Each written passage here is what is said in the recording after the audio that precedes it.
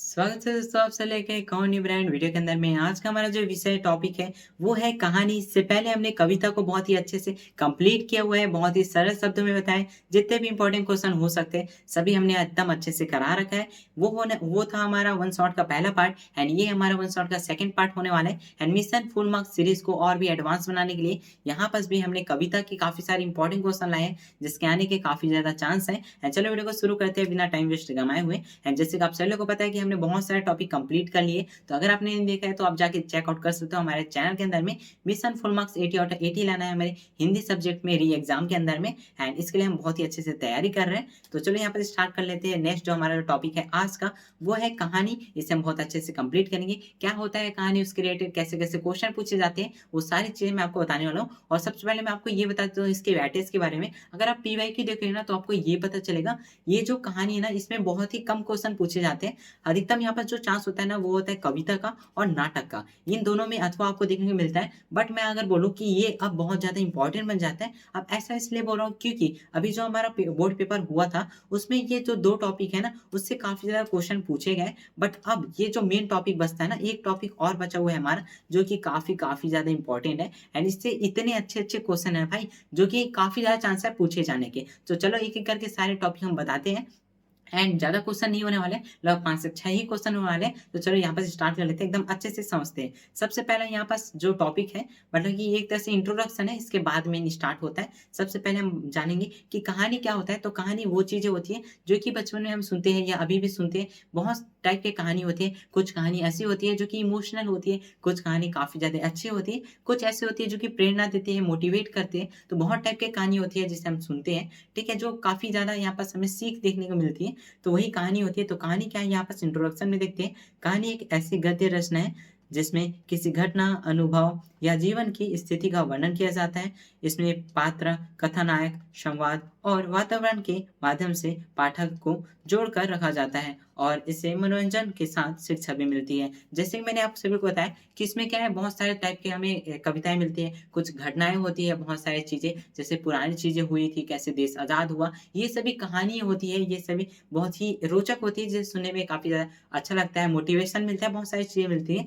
तो ये जो होते हैं ना इसमें बहुत सारी चीजें यहाँ पर भूमिका निभाती है, जैसे कि पात्र हो गया, कथानायक हो गया, संवाद हो गया, वातावरण हो गया और ये जो पाठक वगैरह है ना, ठीक है, जो पढ़ने वाले हैं उन्हें ये सारी चीजें बहुत ज्यादा जोड़ के रखती है और बहुत ज्यादा उसे रोचक बनाती है, ठीक है, ये सारी चीजें। एंड यही बहुत ज्यादा इंपॉर्टेंट है। मतलब ये वातावरण का क्या भूमिका होता है कहानी में, ये कथानायक क्या होता है, पात्र क्या होता है, ये जो है ना ये बहुत ज्यादा इंपॉर्टेंट है इसके रिलेटेड, ठीक है। तो चलो एक एक करके सारे इंपॉर्टेंट क्वेश्चन हम देखते हैं कि क्या क्या इंपॉर्टेंट हो सकते हैं। सबसे पहला इंपॉर्टेंट क्वेश्चन है कहानी क्या है। कहानी के प्रमुख तत्व वो क्या होते हैं वो हमें लिखना होता है। 3 मार्क्स में आता है तो आपको पॉइंट में लिखना है, कम से कम 3 से 4 पॉइंट लिखना है। 3 पॉइंट भी लिखते हो तो आपको मार्क्स फुल मिलेंगे। बट यहाँ पर मैंने 4 पॉइंट दिए, अगर आप एक पॉइंट मिस कर देते हो, भूल जाते हो, फिर आप लिख सकते हो। एंड नहीं बोलते तो 4 पॉइंट लिखो, ये काफी अच्छा होगा। एंड सिंपल सिंपल है। एंड काफी लोग का डाउट आता है कि भाई मैं जो बताता हूँ इतने छोटे छोटे बताता हूँ, क्या इससे लिखने से मार्क्स मिलेंगे? तो 100% है, फुल मार्क्स मिलेंगे। बस आपको ये सारे वर्ड जो है ना एकदम क्लियर लिखने हैं, एक भी मिस्टेक नहीं करनी है मांतर वगैरह में, और बहुत अच्छे से लिखना है, तब जाके फुल मार्क्स मिलेंगे। इतना लिखने से आराम से फुल मार्क्स मिलेंगे। मैं तो इतना ही लिखता हूँ, मैं एकदम अच्छे से करके जाता हूँ यही चीजें। एंड इससे पहले बोर्ड एग्जाम में भी मैंने यही सारे एकदम छोटे छोटे पॉइंट लिखे थे काफी अच्छे से। चलो हम इसको इसका आंसर देख लेते हैं, ठीक है, टॉपिक से नहीं भटकते हैं। तो इसका आंसर हम लिख सकते हैं, कहानी किसी घटना या अनुभव का वर्णन होती है। इसमें पात्र और घटनाएं प्रमुख भूमिका निभाते हैं। कथानायक, पात्र, संवाद और वातावरण इसके प्रमुख तत्व है। यह पाठक को मनोरंजन और शिक्षा प्रदान करती है। जो हमने यहाँ पर बताया इंट्रोडक्शन में वही चीजें यहाँ पर आ चुकी है। यहाँ पर प्रमुख तत्व क्या कौन से है, कथा क्या है, कथानायक है, ठीक है, ठीक है, एक सेकेंड है, कथानायक है कि कथानक, ठीक है, हाँ सॉरी, उसमें कथानायक आता है, मैं यहाँ पर कंफ्यूज हो गया था।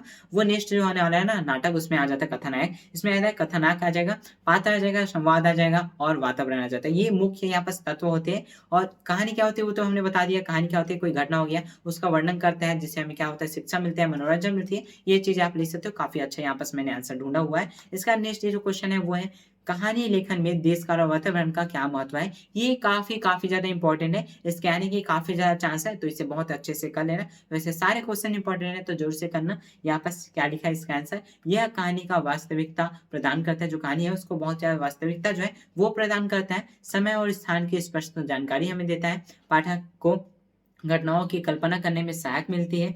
इससे कहानी का प्रभाव जो है अधिक बढ़ जाता है। अगर देखो कोई कहानी है उसमें अगर देश काल या वातावरण नहीं होता है ना, तो वो कहानी एकदम फीकी-फीकी लगती है, वो कहानी ही नहीं कहलाती है। देखो कोई कहानी है, मैं मान लेता हूँ कोई रामायण काल की कहानी देख लेते हैं। एक समय था मतलब रामायण काल था जिसमें राम भगवान वगैरह थे।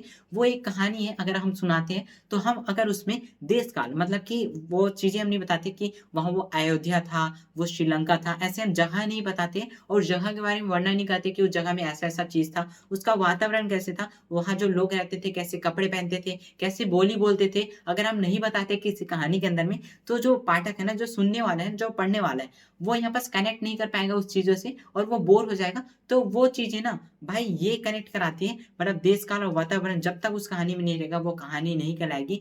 लोगों को यहाँ पास कनेक्ट कराने के लिए बहुत ज़्यादा इम्पोर्टेंट है एंड यही सबसे ज़्यादा इम्पोर्टेंट है एक कहानी के लिए, ठीक है? और ये सेम ही चीज़ मैं अगर बताऊँ तो ये आई थिंक यहाँ पास नाटक का पूछा गया था अभी 2026 में। नाटक है या अपनी कविता है, दोनों में से एक का पूछा गया था। बट अब चांस जो होता है उसका इसका होता है हाई चांस है, तो इसे बहुत अच्छे से कर लेना। एंड इसके बाद जो यहाँ पास क्वेश्चन है वो है, कहानी लेखन में संवाद का क्या महत्व है? ठीक है?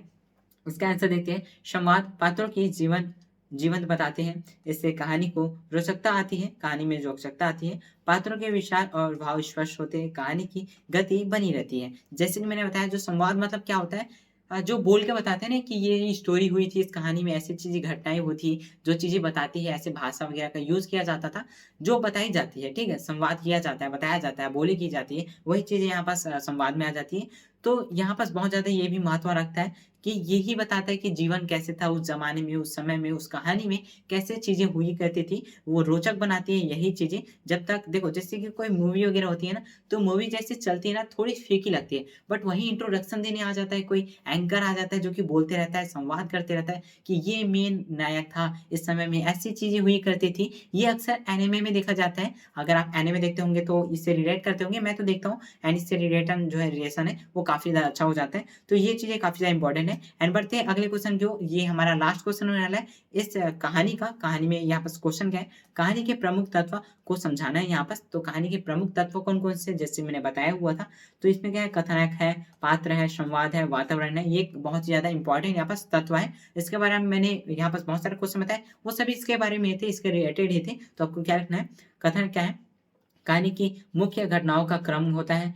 पात्र क्या है? कहानी के जो चरित्र होते हैं वो है पात्र मतलब कि वो चीज़ें जो रोल देते हैं ना, मतलब कहानी में ऐसा है कि उस समय में जो भी ह्यूमन वगैरह थे, उनका रोल यहाँ पास निभाते हैं। वो बन के यहाँ पास करके दिखाते हैं, वो चीज़ें यहाँ पास परफ़ॉर्म करते हैं। वो यहाँ पास पात्र होता है, उसका जो चरित्र वगैरह बताता है, वो यहाँ पास पात्र हो जाता है। संवाद क्या है? पात्रों की बातचीत जो होती है, बीच में जो बातचीत होती है, संवाद होती है, इसी को संवाद कहते हैं। ये सिंपल सा वर्ड है, आपको समझ में आ चुका होगा। वातावरण जैसे मैंने बताया कि उस समय में कैसा वातावरण था, कैसे लोग रहते थे, कैसे कपड़े पहनते थे, कैसे बोली बोलते थे, वो चीज़ें यहाँ पर दर्शाया जाता है जिसमें क्या है कहानी के समय और स्थान को दर्शाया जाता है, वो वातावरण होता है। आई थिंक आपको ये समझ में आ चुका होगा, काफ़ी ईज़ी यहाँ पास क्वेश्चन है एंड ये काफ़ी ज़्यादा इंपॉर्टेंट है। ज़रूर से इसे कर लेना। ये सारे पीडीएफ आपको टेलीग्राम में देखने को मिल जाएगा। जो टेलीग्राम नहीं चलाते वो स्क्रीनशॉट ले लो ये सारे क्वेश्चन के एंड ये चीज़ें भी कंप्लीट होती है एंड मिलते हैं अगले पार्ट में जो कि हमारा होने वाला है वन शॉट का पार्ट नंबर 3 जिसमें हम कंप्लीट करेंगे नाटक और नाटक भी काफ़ी ज़्यादा इंपॉर्टेंट है। उससे भर-भर के क्वेश्चन पूछे गए हैं पीवाईक्यू में।